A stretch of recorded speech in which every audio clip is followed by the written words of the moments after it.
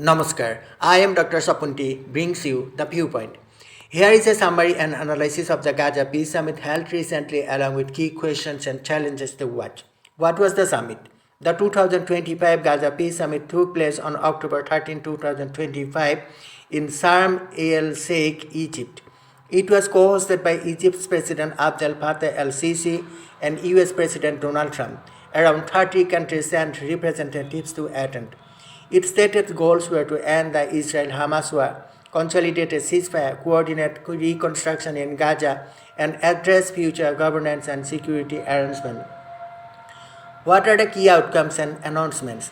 A joint declaration termed the Trump Declaration for Enduring Peace and Prosperity was signed by Egypt, the United States, Qatar, and Turkey. The summit formalized a ceasefire framework that had already begun via US-approved agreement with Israel and Hamas. The signing ceremony was held without direct participation by Israel Prime Minister Benjamin Netanyahu or Hamas. Netanyahu declined the invitation, citing conflicts with a Jewish holiday. A proposed last-minute plan to invite Netanyahu back was aborted after Turkey's President Erdogan threatened to withdraw from the summit if the Netanyahu were included. The joint statement committed signatories to backing the Gaza ceasefire deal and working toward enduring peace in the region. What are the context and significance of the summit? The summit took place just after a major prisoner hostage exchange. Hamas released the last living Israeli hostages, 20 individuals, and Israel released nearly 2,000 Palestinian prisoners detainees under the ceasefire terms. Trump, prior to traveling to Egypt, addressed Israel, initiated and framed the peace deal as heralding a new era of Middle Eastern stability.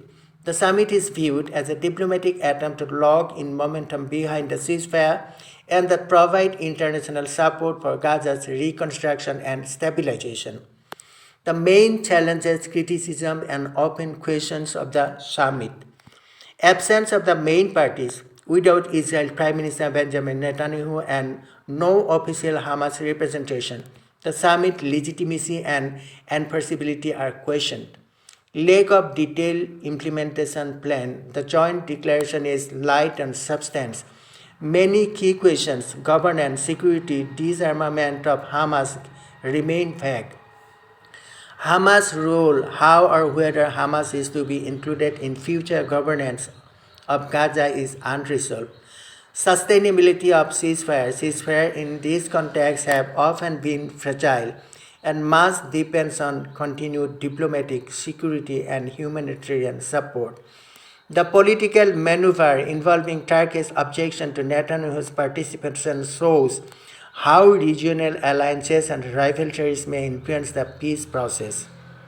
And that's all for now. Thank you.